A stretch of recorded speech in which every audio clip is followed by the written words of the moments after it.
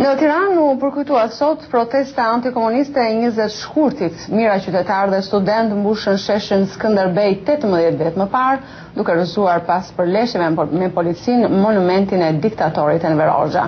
Korrespondenti Liriana Golli njofton nga Tirana mbi veprimtaritë e sotme për këtë ngjarje.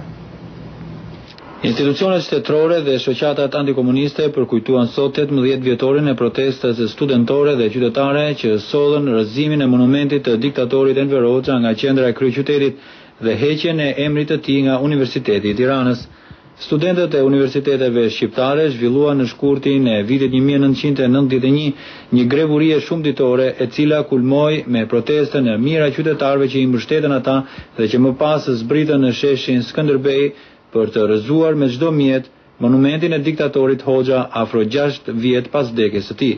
Ne që patëm guximin, kurajën, por edhe fatin, të merrnim vendimin për të mbuluar në urinë e parë legale në atë shkurt të 91-shit, sot pas 18 vitesh, vërtet ndihemi krenar për atë monument lirie që u dham shqiptarëve. E kam thënë edhe herë të tjera, por e them në vend ta përsëris, vendimi ynë për të sakrifikuar me jetë me qëllimin fisnik për të pastruar ambientin politik nga mitet dhe simbolit e diktaturës ka qenë një vendim i bardhë, i ardhë së rrezja e tjellit. Shoqatat studentore dhe ato të dënuarve politik zhvilluan një tubim në Muzeun Historik Kombëtar lidhur me këtë ngjarje, ku edhe u hap një ekspozitë fotografike, të cilën mes qytetarëve të shumtë e vizitoi edhe kryeministri Sali Berisha. Ju të parë i dhat kombit dhe vendit leksionin më të madh.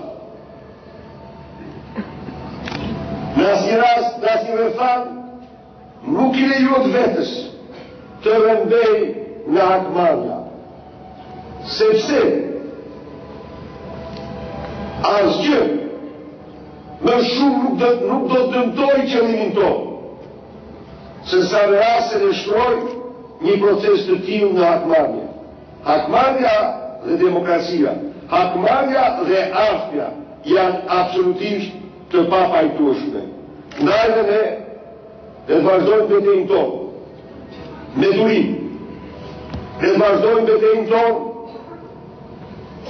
me vendoshmëri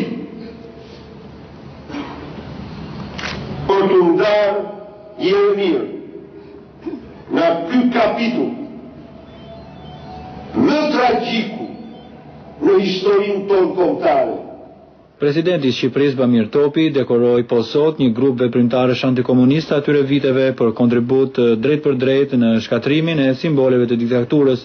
Analistët sociologë mendojnë që ndonë se rinia e sotme di pak për diktaturën komuniste, Shqipëria ende sipas tyre nuk është ndarë nga diktatura, ende vazhdojnë debatet për dosjet e sigurimit famkeq të shtetit, as përfaqësuesit e diktaturës nuk kanë marrë ndonjë dënim dhe as viktimat e tyre nuk kanë marrë rehabilitim të plot për vuajtjet e tyre.